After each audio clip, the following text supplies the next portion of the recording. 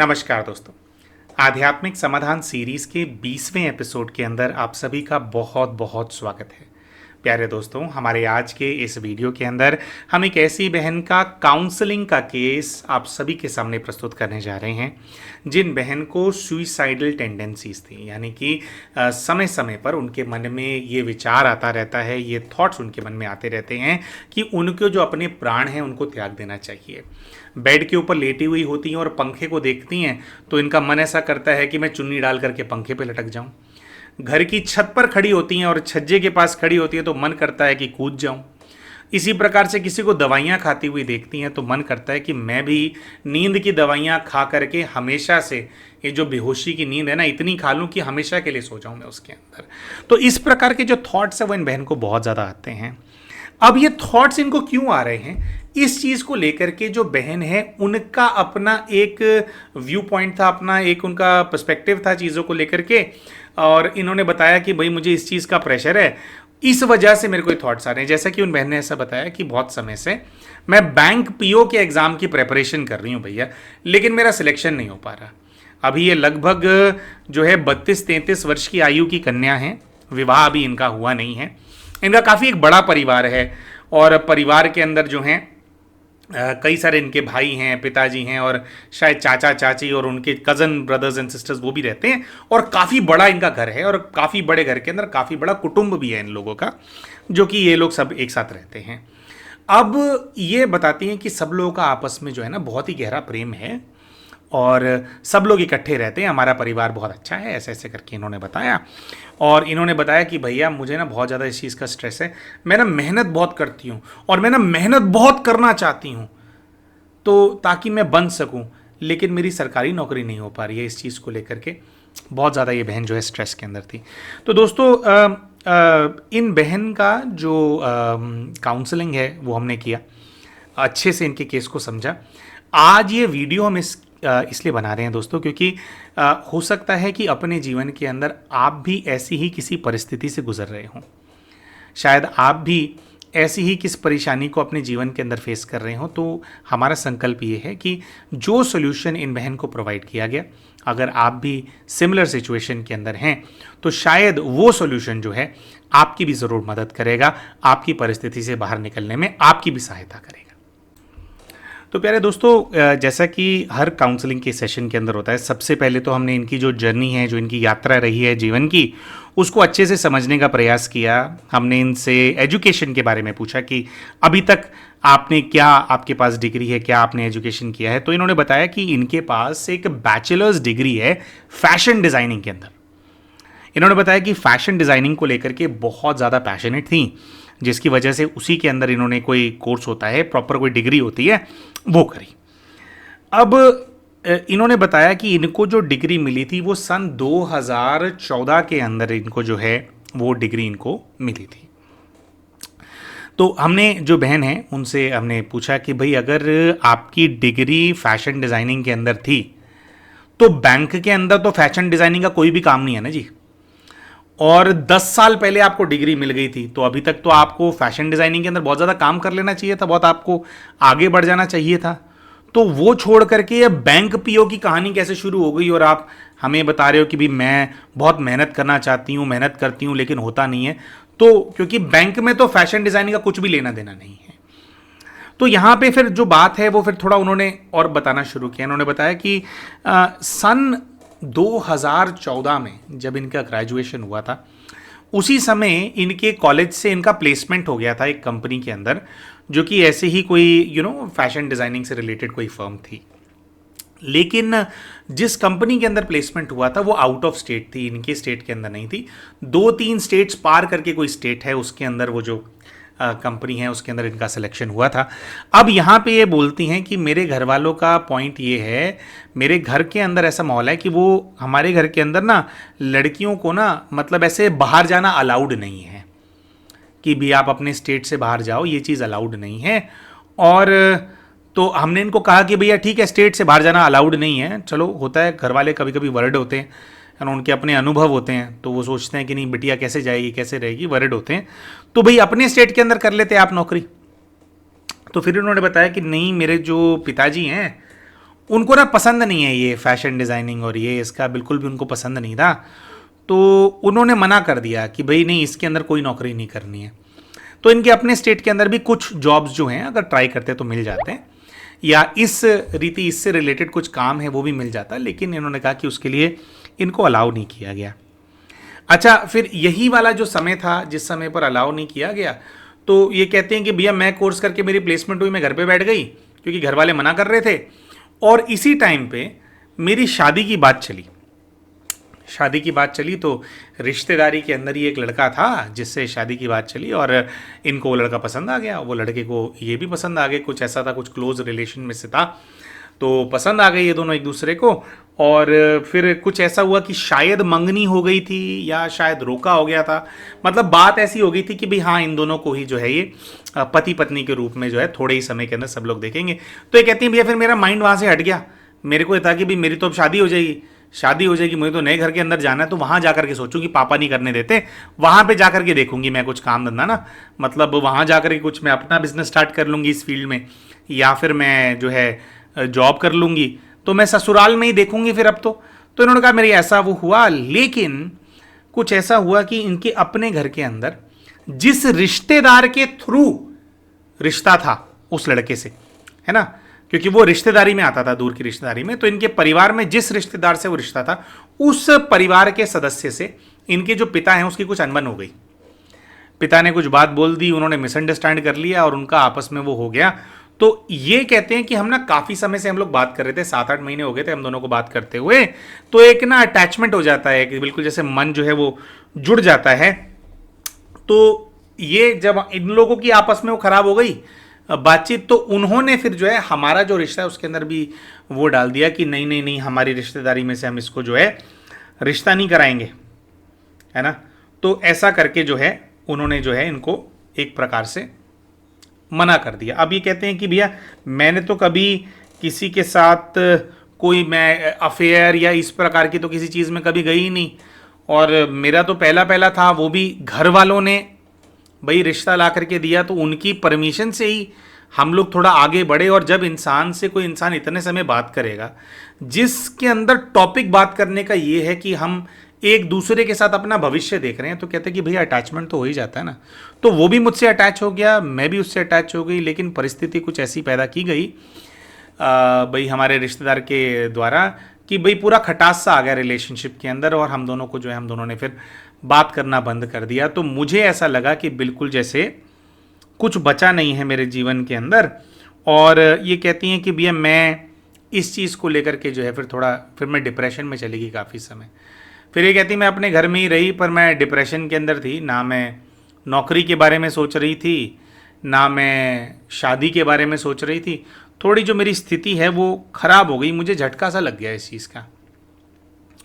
तो ठीक है भाई, ऐसा हुआ। अभी ये कहते हैं कि भाई फिर इस यात्रा के अंदर मैं बहुत ज़्यादा परेशान चल रही थी, तो मुझे ऐसा समझ में आया कि मुझे ना थोड़ा अपने आप को संभालने की ज़रूरत है। जैसे मुझे अभी तक मैंने जीवन में ऐसा सोचा नहीं था, लेकिन ये कहती है कि आध्यात्म की तरफ ना इस समय पर मेरा झुकाव होने लगा। प्यारे दोस्तों, कई सारे केसेस के हमने ऐसा देखा है, भाई होते हैं, बहन होते हैं, उनको जब एक बड़ा झटका लग जाता है जीवन में, या कोई चीज़ झटका लग जाती है जो उनके लिए बहुत मायने रखती है, उसके बाद जो है आध्यात्म की तरफ उनका झुकाव होने लग जाता है, परमात्मा की तरफ जो उनका ध्यान है खींचने लगता है। वहाँ से उनको फील होता है कि भैया मेरा कुछ जो है अब भगवान ही जो है वो सहारा बनेंगे। तो ये कहते हैं कि फिर मेरा जो है ना आध्यात्म की तरफ मेरा जो है ध्यान हुआ मेरा, तो कुछ स्पिरिचुअल जो वक्ता होते हैं उनको ही सुनने लगे, और इसी चीज़ के चलते एक कोई संस्था है जो कि ध्यान करना सिखाती है, मेडिटेशन सिखाती है। तो कहते हैं कि उनसे मैं थोड़ी जुड़ गई, मैं ऑनलाइन सुनती थी, और फिर उन्हीं का कोई सेंटर था घर के पास, तो वो सेंटर को फिर मैंने जो है विज़िट करना शुरू किया। तो ये कहती हैं कि ये वाला जो झटका मुझे लगा था कि मेरी शादी नहीं हुई, उसका जो डिप्रेशन सा आया था, कहती है मैं उससे बाहर आ गई, मैं उससे पूरी तरह से वो आ गई। मेरे को ना दोबारा से जैसे एक एनर्जी सी मेरे अंदर जो भर गई है। कहती 2 साल मैं घर के अंदर टेंशन में रही, और भाई कहीं और शादी की बात भी नहीं करनी, कुछ भी नहीं, कुछ सारा मेरा पैशन, सारा जो मेरी महत्वाकांक्षा थी कुछ बनने की मेरे जीवन के अंदर, कहते सब कुछ मिट्टी हो गया था। लेकिन फिर ये कहते हैं कि मैंने इस संस्था को ज्वाइन किया, और डेली मैं जो है फिर वहाँ पे क्लासेस करने के लिए गई और मैं जो है बहुत ज़्यादा मुझे शांति महसूस होने लगी। मुझे एक नया पर्पज़ अपने जीवन के अंदर मिला। एक तो जो लौकिक होता है वो तो है ही, लेकिन एक अलौकिक भी जो है, एक जो पर्पज़ है वो होने लगा। तो ये कहते हैं कि महीने 2 महीने के अंदर ही बिल्कुल आप लगा लीजिए मैं रिकवर सी हो गई। जब मैंने ये करना शुरू किया बिल्कुल मैं पहले जैसी हो गई, थोड़ी खुश रहने लगी। लेकिन ये कहते हैं कि अब जब मैं ध्यान करना मैंने शुरू किया तो मेरे को क्या आदत है कि मैं, हाँ, घर इनका बहुत बड़ा है। तो कहते हैं कि नीचे ग्राउंड फ्लोर वाला जो हमारा पूरा पोर्शन है बहुत बड़ा जो बना हुआ है, नीचे ग्राउंड फ्लोर पे भी बहुत कमरे, 8-10 कमरे तो ग्राउंड फ्लोर पे ही हैं, बहुत परिवार वहाँ रहता है। तो कहते हैं कि मेरे को ध्यान करना होता था तो मैं नीचे से ना ऊपर आ जाती थी। फर्स्ट फ्लोर पे हमारे कुछ कमरे बने हुए हैं, तो ऐसे किसी कमरे के अंदर बैठ करके मैं ध्यान में लीन हो जाती थी, योग में परमात्मा की याद के अंदर पूरी तरह से। कहती है मैं लीन हो जाती थी भैया, और बिल्कुल मुझे ना किसी चीज़ का ना सुध बुध नहीं रहता था, होश नहीं रहता था। अब इन्होंने बताया कि हमारे घर के अंदर एक आदत है सब लोगों की। सब लोगों को ये लगता है कि सब लोग उनके सामने रहने चाहिए। ये कहती है हमारे घर के अंदर कोई भी अगर इधर उधर हो जाए ना, 15-20 मिनट दिखाई ना दे, तो सब लोग पूछने लग जाते हैं कि वो कहाँ है, वो कहाँ है, वो कहाँ है। कह रहे घर की सभी औरतों को ये प्रॉब्लम है। सारी औरतें बिल्कुल ऐसे चिपक चिपक करके रहती हैं एक दूसरे के साथ कि 24 घंटे दिखती रहूं मैं एक दूसरे को। कह रही सिर्फ मेरे साथ नहीं है, औरों के साथ भी है। तो जब मैं इनके ग्रुप से थोड़ा अलग होकर के ध्यान करना मैंने जब शुरू किया, तो कहती है कि ना रोज ना घर के अंदर भगदड़ सी मच जाए कि कहाँ चली गई, कहाँ चली गई, कहाँ चली गई, और मुझे ढूंढते हुए आ जाएं। और आ करके वो कहते हैं वो मुझे देखें कि भी मैं ध्यान में बैठी हूँ, शांति में बैठी हूँ, अकेले के अंदर मैं परमात्मा के साथ जुड़ी हुई हूँ। तो कहती है फिर आकर के उसके अंदर खलल डाल दें और ये कहें कि ये किन चीज़ों के अंदर तू पड़ गई है, छोड़ उसको, सब लोग नीचे बुला रहे हैं, नीचे चल। कह रही नीचे मेरा कोई काम नहीं है करने के लिए, कोई काम नहीं है मेरे पास करने के लिए, लेकिन सब लोग चाहते हैं कि मैं उनके सामने बैठी रहूँ। और कहते हैं सब लोगों के साथ है। कह रहे और लोगों को इस चीज़ से समस्या नहीं है, लेकिन मैं अपने, मेरा एक अंतर्द्वंद था, एक टर्मोइल के अंदर मैं थी, और उसमें से मुझे ऐसा लगता है कि मुझे जो परमात्मा का ज्ञान जो मुझे मिला और जो उनकी स्मृतियाँ जो मेरे साथ थी, उसने मुझे ये जो दुख है उससे बाहर निकाला था। और मैं आध्यात्मिक रूप से और ज़्यादा ना इस जो ये आध्यात्मिक जो जगत है इसको और ज़्यादा एक्सप्लोर करना चाहती थी। मैं अपने अंतर मन के अंदर उतर करके अपने आप को और गहराई से जानना चाहती थी कि जीवन केवल यही नहीं है, ये खाना पीना सोना और फिर उठ जाना, फिर खाना पीना, कमाना और घर पे लाना। कह रही इससे ना बियॉन्ड मुझे बहुत कुछ दिखने लगा था। तो मैं बहुत, एक मुझे आंतरिक खुशी की मुझे जो है अनुभूति होने लग गई थी। लेकिन कहते हैं कि मेरे जो घर वाले हैं वो बहुत ज़्यादा स्ट्रेस के अंदर आ गए और कहते हैं कि उन्होंने मेरा ध्यान करना छुड़वा दिया। कह रहे फिर जिस स्थान पे मैं जाती थी उस स्थान पे मुझे जाना बंद करवा दिया कि नहीं ये लड़की हमारी जो है इसका दिमाग ख़राब हो रहा है, ठीक है, ये नॉर्मल बिहेव नहीं कर रही है। और कह रही मुझे वो वहाँ से उन्होंने छुड़वा दिया। कहते हैं वहाँ से उन्होंने छुड़वा दिया तो फिर वही ढाक के 3-5 वही घर पे करने नहीं देते, जाने मुझे देते नहीं हैं। तो फिर मेरी वही वाली स्थिति पहले जैसी होने लगी, वापस पुरानी वाली सारी बातें याद मुझे आने लगी। तो कहती हैं कि मैंने घर वालों के ऊपर प्रेशर डाला कि भैया ऐसे मैं कैसे वो करूँगी, क्या करूँगी। तो कहती हैं कि फिर मैंने कुछ ऐसा संकल्प किया कि भाई देखो ऐसा है कि मैं, आप बाहर नहीं जाने दिया, ये नहीं करने दिया, मैं कुछ काम करूँगी।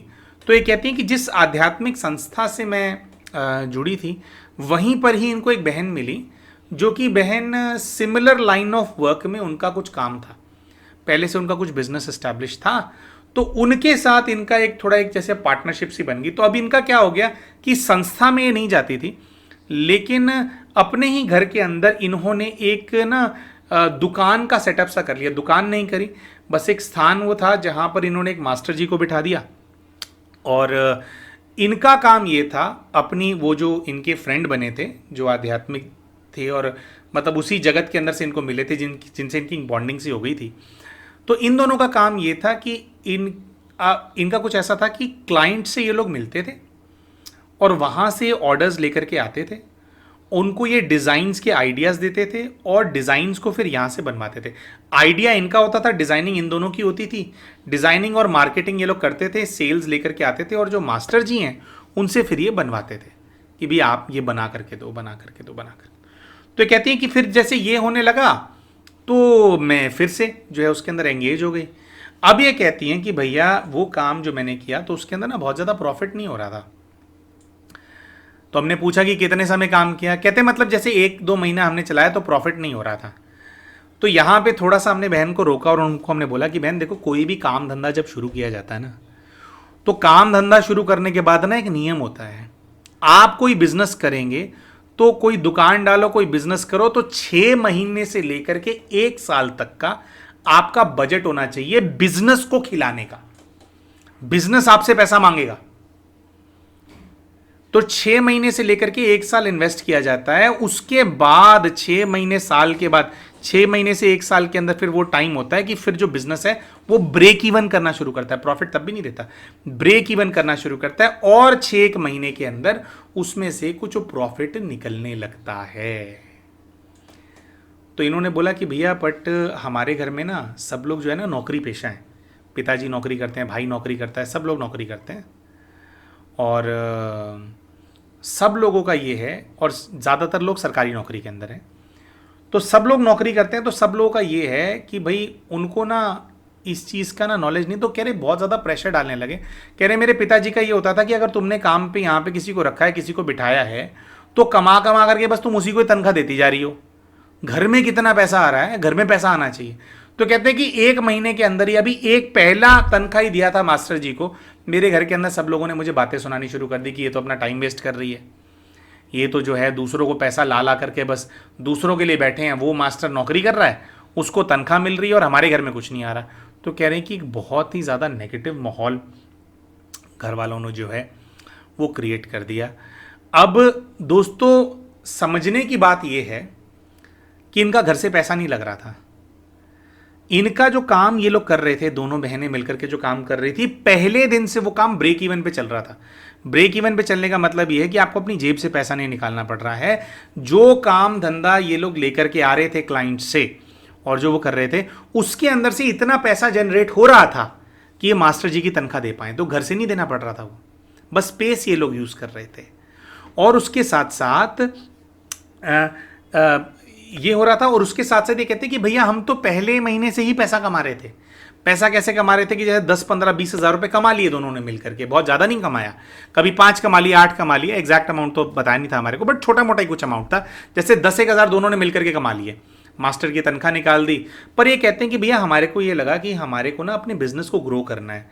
अब बिजनेस को ग्रो करने के लिए इक्विपमेंट चाहिए होता है, बहुत सारे कपड़े, बहुत सारी चीज़ें होती हैं, उनका स्टॉक हमारे को करना होता है। तो कहती है भैया हम लोग ना ऐसा कर रहे थे कि जो भी पैसा हम कमाते थे ना, हम उसको री इन्वेस्ट कर रहे थे, उसका और सामान खरीद रहे थे, उसका और सामान खरीद रहे थे, उसका और सामान खरीद रहे थे। तो घर वाले ये कह रहे थे कि भैया ये तो फालतू में, फ्री में तुम काम कर जा रहे हो, कुछ प्रॉफिट तो इसमें से हो ही नहीं रहा है। तो कहते हैं कि भैया मेरे को ना 5-6 महीना ना घर वालों ने बहुत बातें सुनाई कि भैया ऐसे हो रहा है, वैसे हो रहा है। तो कहते हैं मैं ना बहुत परेशान होने लग गई। घर वालों का यही पॉइंट था कि भाई ये बेकार है, इसको छोड़ दे, इससे बढ़िया तो घर में खाली बैठ। अब बात यह है दोस्तों कि जिस समय ये काम कर रही थी उस समय क्या था, सिर्फ जब इंसान कोई काम धंधे के अंदर लगा होता है ना, सिर्फ ये नहीं होता कि वो कितना पैसा कमा करके ला रहा है। जब भी हम कोई काम करते हैं, चाहे नौकरी हो चाहे बिजनेस हो, उससे ना हमारे को कुछ ना कुछ अनुभव आ रहा होता है। और स्पेशली बिजनेस के अंदर हम नए नए लोगों से मिल रहे होते हैं, नए नए क्लाइंट से डील करना सीख रहे होते हैं। हम ये समझते हैं कि दुनियादारी कैसे चलती है, हम ये समझते हैं कि लोग धोखाधड़ी कैसे करते हैं, कितनी बार धोखा हो जाता है हमारे साथ, उसकी वजह से बिजनेस के अंदर लॉस हो जाता है। तो धीरे धीरे इंसान जो है वो समझदार बनता है, धीरे धीरे उसको दुनियादारी की समझ आने लगती है। और इन सब चीज़ों के अंदर जब इंसान एंगेज रहता है, जब वो मेहनत कर रहा होता है, तो बहुत कुछ सीख रहा होता है। और फालतू डिप्रेशन, फालतू टेंशन, इन सब के लिए इंसान के पास टाइम नहीं होता है। तो इनका काम तो पहले दिन से ही अच्छा चल रहा था, लेकिन उसको फिर जो है ये बताती हैं कि फिर मेरे घर वालों ने जो है उसको फिर बंद करवा दिया। और कहती हैं कुछ ही समय के बाद फिर जो है वो हमारा जो घर है उसके अंदर मतलब जो कोविड-19 का समय आ गया था। इन्होंने बताया कि किया हमने 1-1.5 साल जैसे तैसे खींचा काम को, लेकिन फिर ये कहती हैं कि कोविड-19 का समय आ गया तो उसकी वजह से घर वालों को और बहाना मिल गया, तो काम हमारा मतलब वो बंद नहीं हुआ था। अच्छा हाँ, एक और विशेष बात है, कहती है हमारा काम बंद नहीं हुआ था, क्योंकि हमारा काम ऐसा था ही नहीं, हमारी कोई दुकान नहीं थी जो खुल नहीं रही है। हमारा काम तो ऐसा था कि हमारे को कुछ जो बड़े डिज़ाइनर हाउसेज होते हैं उनसे हम ऑर्डर्स लेकर के आते थे, आइडिया पे डिस्कशन करना, उनको डिज़ाइन बना करके देना और फिर डिज़ाइन के ऊपर अप्रूवल लेकर के उनको लॉट के अंदर माल सप्लाई करना। ऐसा कुछ कुछ बहुत ही अलग प्रकार का काम था। एक नॉर्मल बुटीक शॉप होती है वैसा नहीं था, कुछ और था। प्रॉपर जैसे फैशन डिज़ाइनिंग की जो डिग्री होती है ना, उसका पूरा ये फ़ायदा उठा रहे थे। तो ये कहती हैं हमारा काम बंद नहीं हुआ, लेकिन क्योंकि कोविड-19 चल रहा था तो घर वालों ने बोल बोल के मुझे परेशान कर दिया। तो जिन बहन के साथ ये काम कर रही थी उनको फिर इन्होंने बोला कि दीदी फिर भाई मैं तो मुझे नहीं लगता कि मैं आगे कर पाऊँगी, तो ये ना अब जो है मतलब आप ही वो भाई आप इसको वो कर लो। तो कहती हैं कि जो मेरे पार्टनर थे मैंने उनको वो बिज़नेस हैंड ओवर कर दिया पूरा, और उनको फिर ये उनको भी एक स्ट्रेस था कि यहाँ पे जमा हुआ काम था, मतलब स्थान था, तो उनको नया स्थान लेना पड़ा कोविड के बीच में, और काफ़ी सारी उनको परेशानियाँ वो हुई, और इतना कोई प्रॉफिट तो अभी आ नहीं रहा था, थोड़ा थोड़ा ही आ रहा था। तो ये कहती हैं कि फिर वो हो गए कह रहे, पर वो जो दीदी हैं उन्होंने कहा कि भैया तूने और मैंने मिल करके स्टार्ट किया था बिज़नेस, तो कभी भी तुम वापस आ सकते हो, मुझे कोई समस्या नहीं है, तुम्हारे घर वाले जब मान जाएं तो तुम वापस आ सकती हो। तो कहती है उन्होंने तो रिगार्ड किया, लेकिन मैं तो समझती हूँ ना इस चीज़ को कि मैंने भाई उनको छोड़ दिया, तो अब ऐसे थोड़ी होता है कि भाई जब मन किया वापस चले गए, ऐसा तो नहीं होता है। तो ये कहती हैं एक बार फिर से जो मेरे घर वाले हैं उन्होंने अब वो चीज़ छुड़वा दी, अब मैं घर के अंदर परेशान। अब ये कहती हैं मेरे पिता ने कहा कि तू बैंक पीओ की तैयारी कर। तो सन 2020 से आज तक ये बताती हैं कि भैया मैं तैयारी कर रही हूँ और मेरा सिलेक्शन नहीं हो रहा है। अब मैं इतनी परेशान हो गई हूँ, मेरा मन करता है कि मैं जी करके क्या करूँगी, मुझसे कुछ हो ही नहीं रहा है, मैं बहुत ज़्यादा परेशान हूँ, मैं क्या करूँ। तो यहाँ पर जो पूरी परिस्थिति है उसका फिर आकलन करके हमने बहन को कुछ एडवाइस दिया। तो प्यारे दोस्तों, फिर ये जब बहन को एडवाइस देने की बात आई तो सबसे पहले तो हमने बहन को ये बात कही कि पिछले 4 वर्षों से ये बैंक पीओ के एग्ज़ाम की प्रिपरेशन कर रही हैं। अब ये और 4 साल भी लगा देंगे ना, तब भी इनका जो पेपर है ना वो क्लियर नहीं होने वाला है।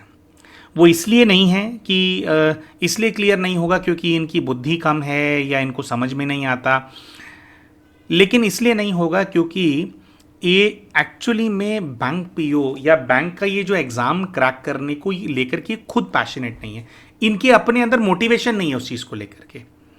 हालांकि बहन ने बोला कि मैं बहुत मेहनत करना चाहती हूँ, लेकिन एक होता है मेहनत और एक होता है कि एक चीज़ है जिसके अंदर आपका दिल है, वो दिल है ही नहीं उस चीज़ के अंदर। हमने बहन से बहुत सारे क्वेश्चंस पूछे कि बहन कितने लोग लगभग बैंक पीओ अप्लाई करते हैं, उसके अंदर कितने लोग सिलेक्ट होते हैं, कितनी सीट्स निकलती हैं, ये सेंट्रल लेवल पे होता है या स्टेट लेवल पे होता है, किस प्रकार से होता है। इनमें से किसी भी प्रश्न का उत्तर ये बहन नहीं दे पाए। सिर्फ पिता ने बोल दिया, किताबें ला करके दे दी तो हाँ मैं वो किताब पढ़ रही हूँ, मेरे पास एडमिट कार्ड पिता ला करके दे देंगे, मुझे छोड़ करके आ जाएंगे, मैं वो किताब में से जो पढ़ा हुआ है उसमें से जितना समझ आया उसको लिख करके उतार करके आ जाऊंगी कागज के ऊपर। इससे ज़्यादा नहीं पता। दोस्तों, अगर आप भी किसी कॉम्पिटिटिव एग्जाम की प्रेपरेशन कर रहे हैं और आपको किताब पढ़नी होती है और किताब में से क्वेश्चन आता है और क्वेश्चन का आंसर देना होता है, इससे ज़्यादा अगर आपको उस एग्जाम के बारे में नहीं पता है तो आपको भी दोबारा सोचने की आवश्यकता है कि क्या आप सही चीज़ कर रहे हैं। क्योंकि कंपटीशन मतलब आप लाखों लोगों के साथ आप कंपीट कर रहे होते हो किसी चीज़ को प्राप्त करने के लिए, और हमें जब तक उसकी निटिग्रिटीज़ ना पता हो, एक एक चीज़ ना पता हो कि कौन सी चीज़ कैसी होती है, कब क्या होता है, कितनी तनख्वाह मिलती है, कैसी जॉब होती है, उसमें क्या एक्सपेक्टेशंस होती हैं और कितना पढ़ना होता है, और मतलब बहुत सारी चीज़ें होती हैं ना, सब कुछ पता होना चाहिए आपको। तो वो चीज़ नज़र नहीं आई। अभी वो चीज़ क्यों नज़र नहीं आई? क्योंकि ये कर नहीं सकते उन चीज़ों को पता नहीं, इसलिए नज़र नहीं आई क्योंकि एक्चुअली में मोटिवेटेड नहीं है। अगर इनका अपना पैशन होता कि नहीं मुझे बैंक की जॉब को क्रैक करना है, भले ही जिन लोगों का पैशन होता है वो एक बारी में 2 बारी में उनको नहीं मिलता, कई बार ऐसा होता है कि वो भी क्रैक नहीं कर पाते, लेकिन उनको सब कुछ पता होता है। तो जिनको सब कुछ पता होता है उनकी खुशी जुड़ी हुई होती है उस प्रेपरेशन के साथ। इनके जीवन के अंदर प्रेपरेशन के साथ कोई खुशी नहीं जुड़ी हुई है। एक स्ट्रेस है, एक टेंशन है कि मुझे ये किताब पूरी करनी है, फिर मुझे वो किताब पूरी करनी है, फिर जैसे और सब्जेक्ट्स होते हैं तो उसके अंदर मुझे अपग्रेडेड रखना है, नया क्या कोर्स आ गया, ऐसा मोटिवेशन नहीं है उस चीज को लेकर के, प्यार नहीं है उससे। मतलब बहुत बार ऐसा भी होता है कि बच्चों को नहीं पता कि भैया बैंक पीओ करके क्या होता है, लेकिन वो उनका अपना देखा हुआ सपना होता है कि मुझे ये बनना है, मुझे नौकरी चाहिए, तो वो पूरे जोशो खरोश से जो है वो कंपटीशन कर पाते हैं। लेकिन इनके केस के अंदर ये नहीं है, और जिस चीज के अंदर इनका मोटिवेशन है, जो ये सचमुच में करना चाहती हैं, वो इनसे छीन लिया गया। तो एक तो ये वाली बात हमने बहन के सामने रखी, और दूसरा एक बहुत ही इंपॉर्टेंट पहलू इनके सामने रखा। वो पहलू समझना और उससे डील करना बहुत इंपॉर्टेंट है। और वो ये था दोस्तों कि इनकी जो पूरा परिवार है, जो उसका पूरा इन्होंने जो इतने में इन्होंने बताया, उससे ये चीज सामने आई कि इनकी जो फैमिली है वो एक ओवर कंट्रोलिंग फैमिली है। और ओवर कंट्रोलिंग फैमिली के अंदर भी कैसी ओवर कंट्रोलिंग फैमिली है, किसी किसी के परिवार में क्या होता है कि कोई एक आदमी होता है ऐसा जिसने सारे जो परिवार है उसका जो जीना है आराम कर रखा होता है, जिंदगी खराब कर रखी होती है। इनके केस के अंदर ये एक हैं, और जितने लोग इनके परिवार के अंदर हैं सब के सब इनको कंट्रोल करना चाहते हैं। हर किसी का अपना एक नजरिया है कि इस प्रकार से इनको अपना जीवन जीना है। जैसे कि ये ध्यान करने के लिए अगर ऊपर गई, अगर को अपना मी टाइम है किसी का, इंसान का, और ये चली गई हैं, उनके सामने नहीं है क्योंकि उनके सामने ध्यान नहीं कर सकती, लेकिन गई हैं तो पकड़ने के लिए आ जाएंगे 15 मिनट के अंदर कि ये क्या कर रही है। ध्यान कर रही है, किसी को गाली तो नहीं दे रही, किसी का नुकसान तो नहीं कर रही, घर में झगड़ा तो नहीं कर रही, कोई घर का काम होता है करने से मना तो नहीं कर रही, मेडिटेशन करना चाहती है, उससे भी दिक्कत है। चलो वो छोड़ दो भैया, आप लोगों को आपको वो होगा। वो अपने मर्जी का कुछ काम करना चाहती हैं, काम के अंदर कोई गलत काम तो नहीं कर रहे हैं। भाई हर आदमी को कपड़ा पहनना होता है, कपड़ा पहनना उसकी जरूरत है, कपड़ा बना करके ही तो दे रहे हैं लोगों को। और फैशन इंडस्ट्री के अंदर क्या होता है कि भाई उसको और फैशनेबल बनाना, हट करके कपड़ा डिजाइन करके देना। जो लोग चाहते हैं कि वो हट करके दिखें, उनकी उस इच्छा को पूरा करने का ही तो काम कर रहे हैं, कोई गलत काम थोड़ी कर रहे हैं, कपड़े ही तो बना करके दे रहे हैं। लेकिन क्योंकि घर के अंदर ये लगता है कि नहीं नौकरी करनी चाहिए, क्योंकि सब लोग नौकरी पेशा वाले हैं, तो कोई दूसरा व्यक्ति नौकरी के अलावा कुछ और नहीं कर सकता। तो बात इस चीज की है कि उसके अंदर मतलब वो अपना सपना इनके ऊपर एक प्रकार से थोपा गया है ना।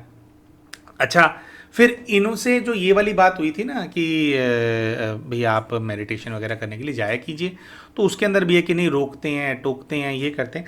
फिर इन्होंने बोला था कि हर बात में ये मत कर, वो मत कर, ये मत कर, वो मत कर, ये मैं सुनती आई हूं। ये वाली बात हमने निकलवाई थी इनसे।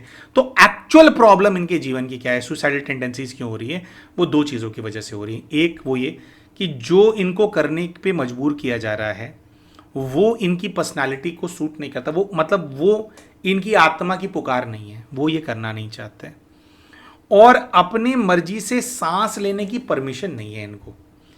मतलब हर एक, चाहे घर की महिला हो चाहे घर के पुरुष हो, वो कंट्रोल करते हैं। और एक और बात जो इनके सामने निकल करके आई थी वो ये था कि एक्चुअली में तो जो घर के मर्द हैं, जो भाई हैं घर के अंदर, उनका पर्सपेक्टिव तो ये है कि जो बहनें हैं उनको काम नहीं करना हो तो घर पे बैठें, घर पे बैठना है, हम रोटी खिला देंगे, तुम्हें शादी करके जाना है, तुम्हारा पति तुम्हारे को रोटी खिला देगा, तुम काम करती हुई अच्छी नहीं लगती।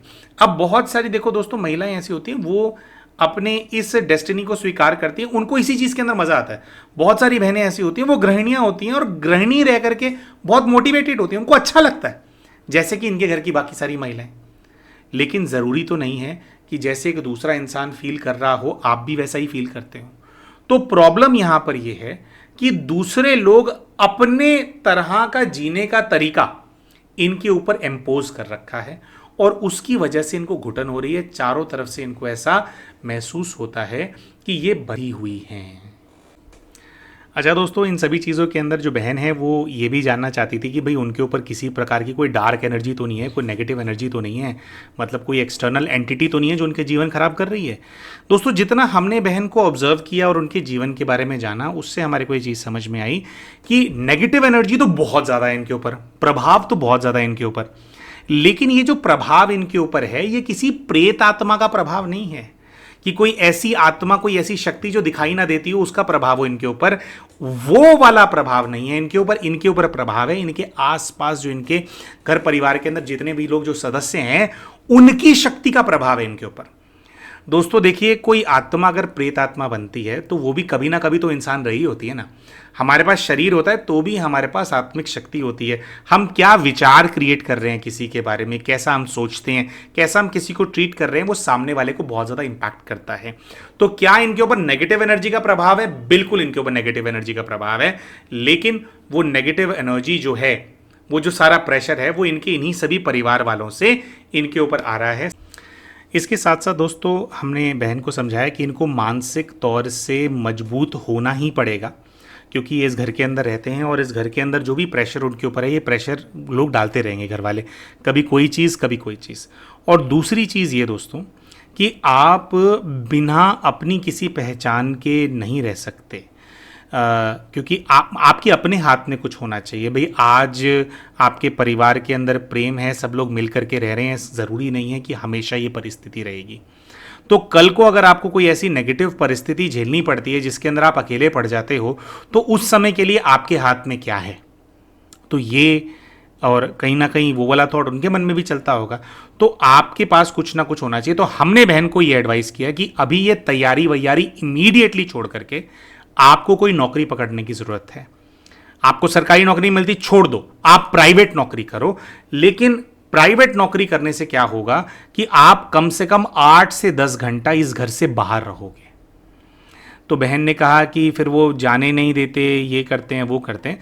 तो बहन को हमने समझाया कि बहन देखो, बात ही इस चीज़ की है कि आपके ऊपर इन सभी ये हर वक्त नज़र रखते हैं, सभी लोगों का बहुत ज़्यादा प्रेशर है। आपको कोई गलत काम करने के लिए तो हम बोल नहीं रहे हैं, लेकिन आपको ये ज़रूरी है कि आप कोई ना कोई नौकरी करो, इस घर से बाहर निकलो।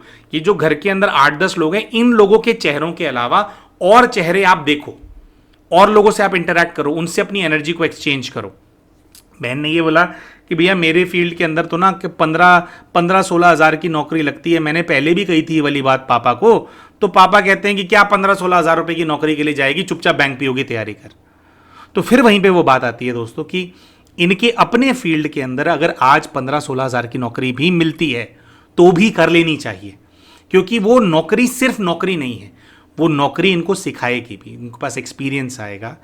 घर से बाहर निकलेंगे, इनके केस के अंदर तो ये है कि ये जो सब लोग हैं इनके इन्फ्लुएंस से बाहर निकलोगे, 8 घंटा इनकी शक्ल नहीं देखनी पड़ेगी। दोस्तों हम यहाँ पे ये बात क्लैरिफाई करना चाहते हैं, इनके घर वाले कोई इवलिश टाइप के लोग नहीं हैं जो इनको प्रताड़ित करते हो, मारते हो, ओवर कंट्रोलिंग है। इनके पास ये अपनी मर्जी से सांस नहीं ले सकती हैं, इसी वजह से इनकी एंजाइटी बहुत ज़्यादा बढ़ती जा रही है, बढ़ती जा रही है, बढ़ती जा रही है।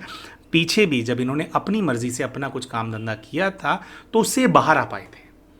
तो इसी के लिए हमने बहन को एडवाइस किया कि बहन देखो, एक तो आपको इसके लिए बाहर निकलने की ज़रूरत है, दूसरा आपको ध्यान साधना करने की ज़रूरत है। अब इन्होंने ध्यान साधना के अंदर ये बोला कि भैया बहुत ज़्यादा अड़चने पैदा करते हैं। अब बात क्या है, मेंटली स्ट्रांग होने के लिए तो मेडिटेशन करना अनिवार्य है। तो हमने बहन को एक हैक बताया, ये हमने एडवाइस किया कि देखो अगर इस चीज़ के अंदर वो लोग अड़चन डालते हैं तो बहुत सारे, तो और भी कई सारी विधियां होती हैं जिससे ना, अगर आप ध्यान, जैसे कई लोग होते हैं वो ध्यान भी नहीं कर पा रहे हैं, वो एक्सरसाइज भी नहीं कर पा रहे हैं, तो उसके इसके अंदर क्या होता है कि कई सारी विधियां होती हैं, जैसे एक्यूप्रेशर उनमें से एक विधि है।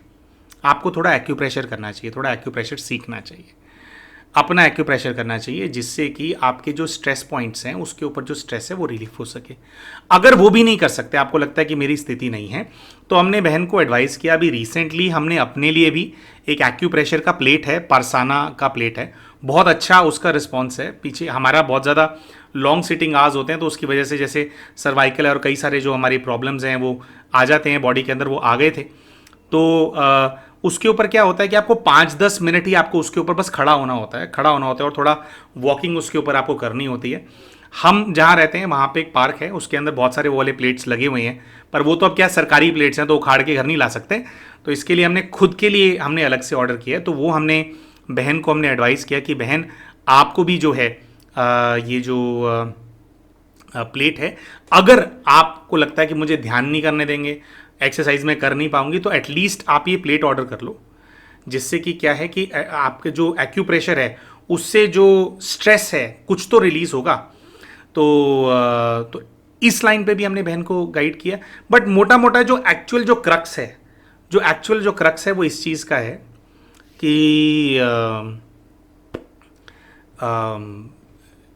ये जो कंट्रोल है इनके परिवार का, उस कंट्रोल से इनको बाहर निकलने की आवश्यकता है। जब तक ये चीज़ें अपने परिवार वालों के हिसाब से ही करती रहेंगी कि जो वो चाहते हैं वही ही करें, तब तक ऐसे ही परेशान रहेंगी, और ज़्यादा एंजाइटी होती जाएगी, और ज़्यादा सुइसाइडल टेंडेंसीज आएंगी। जब कुछ ही अपनी मर्जी का करना शुरू करेंगी तब ही ये इस परिस्थिति से बाहर निकलेंगी। तो बहन को प्रेपरेशन छोड़ करके इमीडिएटली कोई नौकरी ज्वाइन करनी चाहिए, अपने ही स्टेट में करें भले। और तो ये जो है बहन को हमारा जो मेन जो है वो एडवाइस था। दोस्तों, हम आशा करते हैं कि जो पूरा केस हमने आपके सामने प्रस्तुत किया ये आपको पसंद आया होगा। अगर वीडियो आपको पसंद आया हो तो वीडियो को लाइक ज़रूर करें। चैनल अभी तक सब्सक्राइब नहीं किया तो चैनल को सब्सक्राइब भी कर लें, और वीडियो में कमेंट करके हमारे को बताएं कि आपको इसके अंदर क्या अच्छा लगा। मिलते हैं आप सभी के साथ अपने अगले वीडियो के अंदर, तब तक के लिए नमस्कार।